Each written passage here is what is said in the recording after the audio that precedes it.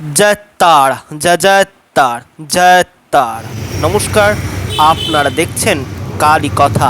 এখানে শুধুমাত্র গল্প নয়, গল্পের মাধ্যমে শিক্ষাও দেওয়া হয়। প্রতি বৃহস্পতি ও শনিবার শুনতে ভুলবেন না কালী কথা।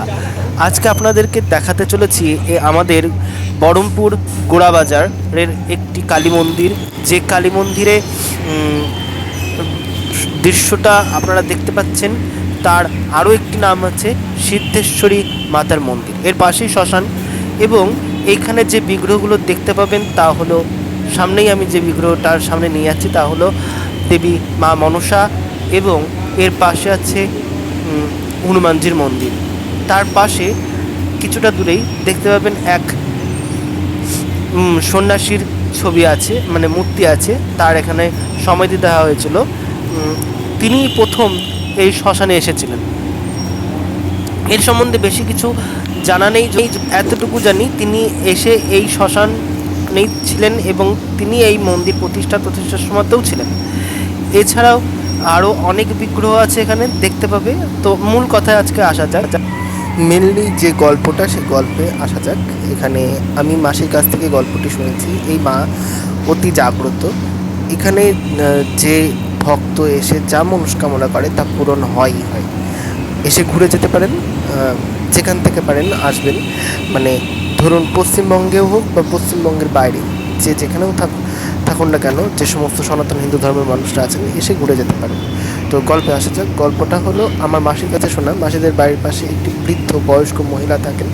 তিনি এই গল্পটি তাকে শেয়ার করেছেন। বললেন যে তিনি নাকি একদিন ভোরবেলায়, সকালবেলায় উঠে ফুল তুলতে যায়। তার যথারীতি ফুল তোলাটা অভ্যাস, সকালবেলা উঠে। তো সেরকম প্রতিদিনের মতন ফুল তুলতে যায়, ফুল তুলে নিয়ে আসে। কিন্তু সেবার হয়েছিল কি, মানে তিনি ফুল তুলতে গেছেন, গিয়ে ওই মন্দির চত্বরের মধ্যেই একটি টগর গাছ আছে, এবং সেই টগর গাছ থেকে ফুল তুলছেন। তুলতে তুলতে হঠাৎ একটি পায়ের নুপুরের শব্দ শুনতে পায়, কিন্তু কাউকে দেখতে পায় না। এরপর কে যেন একটা সাদা শাড়ি এবং লাল পেরে সাদা শাড়ি পরে এসছে, আর বারবার ওনাকে মানে বাইরে প্রায় ঠেলে দেওয়ার মতন করে ওই টগর ফুল গাছ থেকে ফুলটা তুলছে। ওনাকে তুলতে দিচ্ছেন না। উনি দেখছেন, মানে ওনার গা হাত পায়ে কাটা দিচ্ছে। উনি বুঝতে পারছেন যে তিনি এসছেন। এটা তিনি বুঝতে পেরেছিলেন, তিনি ফিল করেছিলেন যে কিছু একটা এসছে। তো তারপর কিন্তু ওনার মুখ চোখ উনি কিছুই দেখতে পারেননি। এরপর ওই মহিলাটি সমস্ত ফুল তুলে ঘরে নিয়ে যায়। পরবর্তীকালে ওই বৃদ্ধাকে স্বপ্নদেশ দেয় যে এই ফুল গাছটি আমার। এরপর ওই বয়স্ক মহিলা আর যায় না সেই গাছের ফুল তুলতে।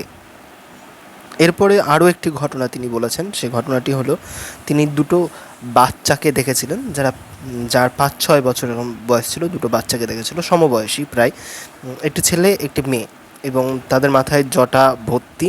এবং তারা ওই মাসির বাড়ির সামনে দিয়ে এসেই ওই শ্মশানে এসে মিলিয়ে যায়। তাদেরকে আর দেখতে পান না তিনি তাদের পিছু নিয়েছিলেন আর কি, তার জন্য এই কথাটি বলেছিলেন। গল্পটি কেমন লাগলো জানাতে ভুলবেন না। জানাতে হলে প্লিজ আমার ইউটিউব চ্যানেলটি সাবস্ক্রাইব করুন, বেল আইকনটি ক্লিক করুন এবং আমার সঙ্গে থাকুন। এরকম আরও রহস্য, রোমাঞ্চকর গল্প শুনতে হলে বা শোনাতে হলে প্লিজ আমার ইউটিউব চ্যানেলে আপনারা গল্প লিখে পাঠাতে পারেন। আমার হোয়াটসঅ্যাপ নাম্বারও আছে এখানে, 6291225522 6291225522। এই নাম্বারটিতে হোয়াটসঅ্যাপও করে গল্প পাঠাতে পারেন।